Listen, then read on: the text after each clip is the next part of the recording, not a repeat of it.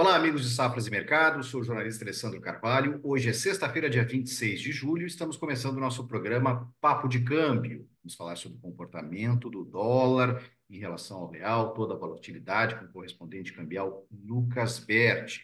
Antes de lançar já o início do nosso bate-papo, eu lembro a você que é muito importante você se inscrever no nosso canal Safras TV, ativar as notificações, deixar seu like, seus comentários. Todos os dias a gente tem um vídeo novo para vocês no nosso canal. E em safras.com.br, conheça a plataforma Safras. Todas as informações para o agronegócio lá estão. Nosso serviço de consultoria, nossa agência de notícias, enfim, uma enormidade de informações e dados para você tomar as suas melhores decisões no seu ramo do agronegócio. Lucas, muito bom dia. Já vamos começar falando de todas essas oscilações do dólar, o dólar chegando aí recentemente, alguns programas atrás a gente falava do dólar chegando a 5,70, depois ele deu uma recuada, eu vou botar o gráfico na tela, e voltou aí a dar uma galopada, né? Voltou a subir bastante. Então, enquanto eu compartilho aqui a tela, Lucas, já te cumprimento. Muito bom dia, Lucas. Sempre bom a gente estar nesse bate-papo sobre câmbio e desvenda para nós aí o que está acontecendo com essa moeda enquanto eu compartilho aqui. Bom dia, Lucas. Bom dia, Alessandro. Prazer novamente estar aqui participando do Papo de Câmbio. De fato, como você mesmo mencionou, o dólar, nós tivemos no início do mês de julho, o dólar buscando 5.700, dólar recuou, corrigiu forte, numa sensação, inclusive naquele momento, de que o Banco Central iria intervir no mercado, mas nunca interviu, claro, foi só uma sondagem. O dólar chegou a operar abaixo dos 5.400 ao longo desse mês de julho. A gente, inclusive, fez um programa nesse período, mas essa semana o dólar voltou a encostar nos 5.700, 5.69, né? Que foi a máxima do mercado aí, spot, e em função, sim, claro, desses fatores que eu vou falar daqui a pouco, mas tecnicamente, dólar buscando já novamente, estando cotado, nesse momento, inclusive, teve uma correção e opera em torno de 5, nesse momento, 5,64, 5,65, né? Tem aí oscilado no dia nesse patamar, mas opera naqueles níveis de março de 2023. Ou seja, o dólar volta a operar nesse patamar e é um patamar que, inclusive, deixa muita gente com dúvida se esse dólar vai continuar aí sua trajetória de alta, né? Nós estamos aqui para tentar praticamente embasar algum comportamento que o dólar possa ter. Esse dólar, ele é um dólar no Brasil, nós lideramos aí no mercado, estamos em segundo lugar, maior desvalorização sobre o dólar no mercado mundial durante 12 meses, ou seja, a gente só perde, o real só perde posição para a Turquia, né? A Turquia, eu acho que alguns sabem que tem aí uma situação de inflação desenfreada, uma taxa de juros absurda, né, imposta pelo governo. Assim, é um país com um problema sério, né, financeiro. Não é o nosso caso aqui. Nós temos uma taxa de juros alta, né, 10,5%, mas a gente tem um quadro de inflacionário ainda controlável. E eu vou falar um pouquinho disso, claro, em seguida, mas, Alessandro, aí, olhando o nosso técnico, nós temos esse dólar cotado hoje em torno de 5,64, como eu falei. Se tiver uma correção para baixo, um dólar com suporte a 5,59. Ele chegou a testar próximo disso. Inclusive, no dia hoje, ele chegou aí mais próximo de 5,60. Mas não tem sustentado, ele encontra compra nesse patamar, né? Então, parece que existe um motivador de compra. A gente vai falar também disso. E abaixo, claro, vindo a romper nos próximos dias abaixo de 5,59, a gente conta o suporte a 5,55. E abaixo disso aí 5,48. Eu vinha falando nos meus comentários que eu esperava até o dólar corrigir bem, e se viesse uma correção até para baixo, eu falo isso inclusive no podcast que eu faço diário para os clientes, em torno de 5,400. Eu já estou mudando um pouco a minha posição em relação ao dólar. Estou aumentando um pouco a banda entre 5,50 a 5,700, tá? É, Queria também, antes da gente falar do dólar, falar do euro, Alessandro. É importante porque muita gente transaciona em euro, tá? Muita gente manda dinheiro para o exterior, ou paga invoices, ou inclusive faz hedge, que não é tão comum por causa da liquidez. Mas o euro está aí despontando, claro, voltando a patamares acima, hoje em torno de 6,12 a 6,13. reais, tá? A cotação do euro, mas o euro se encontra num patamar, se a gente analisar o gráfico euro contra dólar, ele se encontra numa paridade, numa acomodação em torno de 1,085. Esse euro que já teve um patamar de paridade 1,14, muito acima, né, durante esses últimos 2 anos ele oscilou nisso e foi lá para baixo, chegou a custar menos que o dólar, 0,95. Tá? Então, hoje eu diria para você, analisando graficamente, essa banda do euro ela oscila entre 1,06 a 1,09. Então, está um pouco acomodado. Assim, se o dólar, ele vai, me parece que nesse interim ele acompanha o dólar. Então, se o dólar subir um pouquinho, talvez ele suba também. Se o dólar cair, ele cai, porque a gente não tinha essa relação muito bem desenhada antes, quando o euro estava com aqueles problemas, né, de crise no continente e tudo. Mas voltando ao dólar. Alguns motivos estão fazendo o dólar subir. Tá? Eu vou falar primeiro dos Lucas, pontos. isso, vamos falar dos pontos positivos e negativos desses movimentos que acabam valorizando ou desvalorizando o real, no caso. Estamos com esse patamar elevado, né? Então, como é que tu quer começar? Dos pontos positivos ou negativos? Vamos começar com o grande ponto negativo, que é o fiscal. Tá? Falando dos negativos. O fiscal, você bem sabe, tem sido um desafio para o governo equilibrar, né? Inclusive, equilibrar o sentimento pessimismo ruim em relação ao mercado brasileiro, em relação aos gastos, né? Essa semana, inclusive, nós tivemos a publicação do déficit de transações correntes no Brasil, mostrou um déficit 25% maior do que era esperado. Esperava-se no mês de junho um gasto de 3 bilhões de dólares de déficit, né, um déficit de 3 bilhões de dólares, e veio o resultado de 4 bilhões. Quando a gente analisa em números, 3 para 4 não parece muito, mas quando você analisa em percentual, é 25% a diferença. Então você tem que colocar isso na conta, e essa conta é feita em dólar, num dólar muito alto. Certo, Alessandro? Então, em reais, isso é bem mais caro para o nosso pro bolso aqui do governo, tá? Então, essa falta de controle fiscal, ela tem realmente deixado o dólar, o mercado aqui bastante receoso, o investidor receoso de realmente vir aqui investir na nossa bolsa, tá? Esse é um ponto negativo. Outro ponto negativo é a questão das commodities. As commodities não estão performando bem. Petróleo e minério, principalmente, não está conseguindo, como é que eu vou te dizer assim, reagir especialmente no mercado asiático, chinês, porque nós temos lá uma oferta muito alta, né? Ainda, né? Nos estoques estão muito altos e realmente a atividade industrial, a atividade econômica da China está muito fraca esse ano. Então isso aí está afetando não somente o minério como o petróleo. Outro fator importante é o fenômeno Trump, né? Trump lançou a sua candidatura e a gente bem sabe que durante seu governo passado isso gerou bastante confronto com relação comercial, muito com a China, mas ele deu início a entender que haveria um confronto comercial com o Brasil. E você que é um jornalista da área do agronegócio sabe, Alessandro, que o Brasil está ganhando de terreno a terreno no mercado do agro contra os americanos. Né? E isso aí ele já havia dito que nós aqui no Brasil nós subsidiamos, ele argumentou isso, que o governo subsidia muito e torna o nosso produto muito competitivo lá fora. Tá? Então, eu creio, e eu acho que o mercado também está apostando isso, eu baseado no que o pessoal fala, na listas, de que se Trump vencer a eleição, pode gerar um problema aí comercial com os Estados Unidos. Isso pode ser ruim para a nossa moeda. Tá? E Nós aí, vamos e aí tem todo o envolvimento da saída do Biden da jogada, né? Com certeza, eu não mencionei esse ponto, mas a gente não sabe se a candidata, a vice, que hoje está, a Harris, né, que tá aí praticamente como lançou sua candidatura, tem poder de fogo para enfrentar um Trump que vem com tudo, especialmente depois desse tentativa de assassinato contra ele, né? Isso aí gerou com certeza um sentimento mais forte dos seus eleitores, tudo isso.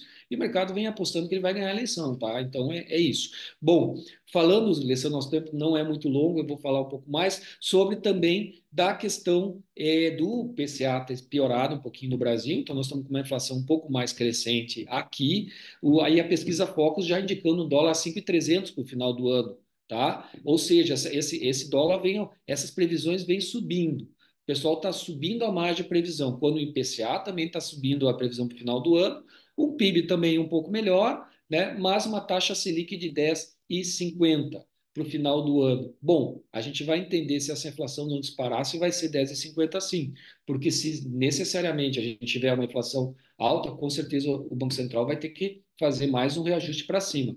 Lembrando que no final do ano, Roberto Campos sai do cargo, tá? Agora, o presidente do Banco Central. Pontos positivos, vou começar falando um deles. Investimentos diretos no Brasil aumentaram, melhor desde 2013. O que é investimento direto? É aquele investimento no setor de crescimento do país, de infraestrutura, de energia. Não é investimento em bolsa, não é aquele que ele traz carry trade, que eles trazem e levam o dinheiro num dia só. É aquele dinheiro que fica no país, é aquele dinheiro que entra para investir no crescimento do país, né? Nas áreas de crescimento, de desenvolvimento do país. Esse é importante a gente falar. Segunda coisa, inclusive hoje nós tivemos a publicação do PCE, que é um medidor de inflação de consumo nos Estados Unidos, né? Esse PCE trouxe um número dentro da previsão do mercado. Os analistas todos falam que isso pode gerar, quem sabe, aumentou o sentimento até para 54%, quase 55%, de que o Fed vai cortar juros em setembro, não no relatório da semana que vem, não na decisão de semana que vem, mas aumentou esse sentimento. Se o Fed corta juros, vamos lembrar, e nós não estamos com uma inflação que justifique aqui, que corte juros aqui também, né? O que pode acontecer? Alargar essa distância de juros e o real ficar mais forte. É um ponto positivo para o real. Eu acho que quando se confirma uma previsão de inflação nos Estados Unidos, não necessariamente significa que é uma coisa boa, tá? Embora o mercado diga que é, eu tenho uma visão um pouco diferente, porque a meta de inflação nos Estados Unidos é 2%. Tá? Se confirmar essas inflações que estão sendo publicadas até o final do ano nos Estados Unidos, os Estados Unidos vai fechar o ano com 3%. Lembrando que para os americanos terem corte de juros efetivamente, é bom que a inflação fique abaixo do esperado. Tá? É essa mais ou menos o que eu enxergo. O que esse resultado do PCE lá nos Estados Unidos me diz é que a política monetária de hoje dos Estados Unidos está funcionando. Então, não necessariamente vai cortar juros, mas que os juros que é atual, ele tem contido a inflação. Bom, essa é uma análise minha. Eu não sou um economista-chefe, mas eu praticamente vejo dessa forma. Mas o mercado vem falando, apostando que vai ter o corte a partir de setembro. Bom, até setembro tem um longo caminho. Até lá, como vai performar o real, a gente vai ver. Tá? Esse é um outro ponto positivo. E para falar em relação já comentei a questão do Fed, né, como relação de ponto positivo, e alguns números dos Estados Unidos que estão melhorando. Produção industrial dos Estados Unidos melhorando, PIB dos Estados Unidos mostrando números bem melhores, né? Enfim, quando você não tem um aumento de inflação e o país está crescendo, pô, gera no mercado todo um sentimento muito mais positivo para o mercado. Mas a gente tem aí, então, um contrabalanço. Por enquanto, o real está muito desvalorizado em relação às moedas internacionais. Pra você ter uma ideia, Alessandro, em 12 meses é uma desvalorização de quase 19%, tá? É forte. Então, é isso. Eu diria para você que esses são os pontos que a gente tem em relação à questão da moeda aqui no Brasil. A gente tem. Lucas, Hum, não sei, depois tu concluir os pontos positivos, eu quero falar da agenda da semana que vem, da super quarta que a gente tem, né? Tu já falou bastante aí de questão de juro americano, expectativas aí que existem, tanto para a decisão do Fed nos Estados Unidos de juro, quanto o Copom aqui no Brasil. Mas depois que tu concluir aí os pontos positivos, vamos entrar nessa agenda aí da semana que vem.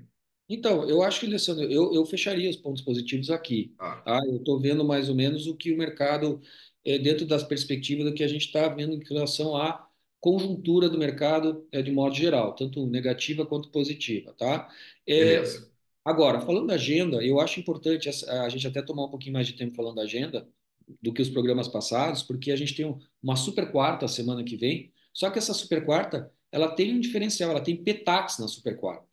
Então, nós temos decisão de taxa de juros dos Estados Unidos, decisão de taxa de juros da Selic e fechamento do mês aqui, que coincide com a PETAX. Formação de PETAX, o pessoal que assiste nosso programa, é praticamente uma mediana dos bancos, né, no mês, em relação à cotação do dólar, né? Isso aí é publicado pelo Banco Central. E nesse dia também, na formação de PETAX, quando eu falo isso, é o dia de rolagem de contratos futuros do dólar. É quando o pessoal se desfaz do dólar futuro mais próximo e vai para uma posição seguinte. Nós estamos agora na posição de agosto. Então, a posição de agosto vence e passa a ser a posição próxima do mercado futuro a setembro. Isso gera muita liquidez no mercado. Então, além da gente ter uma quarta-feira fantástica em relação à taxa de juros, né, a gente tem ainda a formação de PETAX aqui no Brasil. Mas a semana inicia com números interessantes no Brasil. Vai refletir no mercado. IGPM mensal, tá? Superávit orçamentário de junho e dívida bruta contra o PIB mensal do Brasil. Isso na segunda-feira já abrimos mercado com essas informações. Terça-feira a gente tem PMI da China. É bom a gente acompanhar, porque a gente vem falando de crescimento, né, desaceleração econômica da China. Vamos olhar isso aqui. PMI, o que que é? É a produção, é a atividade industrial da China, tá? Do mês de julho, ok? Que tem ficado abaixo de 50 pontos. O que que é 50 pontos? O mercado ele tem, quando é medida a produção, a atividade econômica do país, crescimento do país, ele é medido por uma pontuação. De 50 para cima significa que está crescendo, 50 para baixo significa que está desacelerando a economia do país, tá? Da China, o último anterior desacelerou, 49,5. E na quinta-feira, a gente tem os PMIs dos Estados Unidos, além de pedidos de auxílios de seguro-desemprego. A gente tem PMI de julho, PMI industrial de julho. Isso é importante, é interessante também movimento o mercado. Vamos ver se vai se confirmar aí essa atividade dos Estados Unidos. E sexta-feira, Alessandro, esqueci de falar. Terça-feira nós temos o JOLTS dos Estados Unidos, é o medidor de empregos. Ele engloba atividades indiretas de emprego, muito importante. Porque na sexta-feira nós temos o chamado payroll. O payroll, para quem não sabe, é praticamente são dados sobre emprego nos Estados Unidos, porém ele não inclui empregos indiretos e agrícolas, tá, gente? Então é isso. Eu diria que para a semana que vem nós temos uma agenda repleta de informações e esse dólar, quer saber? Eu acho que vai oscilar para caramba semana que vem. Essa é a Sim, minha visão. não, com todos esses indicadores aí, e ainda com a super quarta, vai ser de se segurar nas cadeiras aí para aguentar o tranco, né? Porque Exatamente. realmente nós temos aí muitas oscilações e o mercado está trepidante, né, Lucas? Eu não sei se tu tem alguma coisa para a gente concluir, Lucas. Então, eu realmente eu só vou reiterar aquilo que o mercado fala, né? Que quando a gente tem uma projeção de inflação nos Estados Unidos, que ela confirma as expectativas, o mercado vem apostar em melhoras e talvez em corte de juros em função disso. Eu, eu não apostaria tão cedo, porque, como eu falo, a meta de inflação nos Estados Unidos é 2%, né, gente? O que uma política monetária implementada, ela só ajuda a que o quadro não fique pior às vezes, entende? Ele só comprova que a política monetária está correta. De 5,25% a 5,5% que é a taxa de juros hoje dos Estados Unidos, pode estar simplesmente dizendo isso aqui está funcionando, não quer dizer que o corte exista. Eu acho que o pessoal precisa ficar atento a isso, ficar atento a boatos, né? E ir acompanhando indicadores passo a passo. Além disso, em relação ao dólar, que é o nosso assunto aqui, a gente está num ponto sensível do dólar.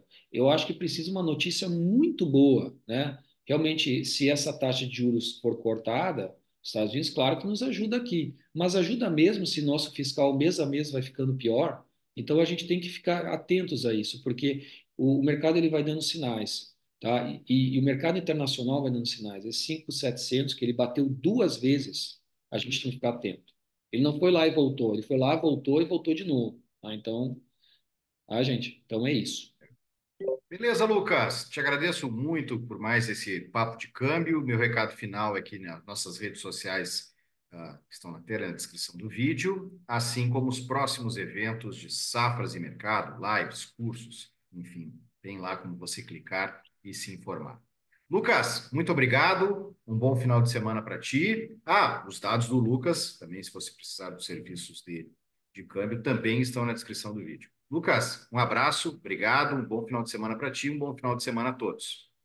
Eu que agradeço, Alessandro. Um ótimo final de semana para vocês. Um abraço para a turma do Safras.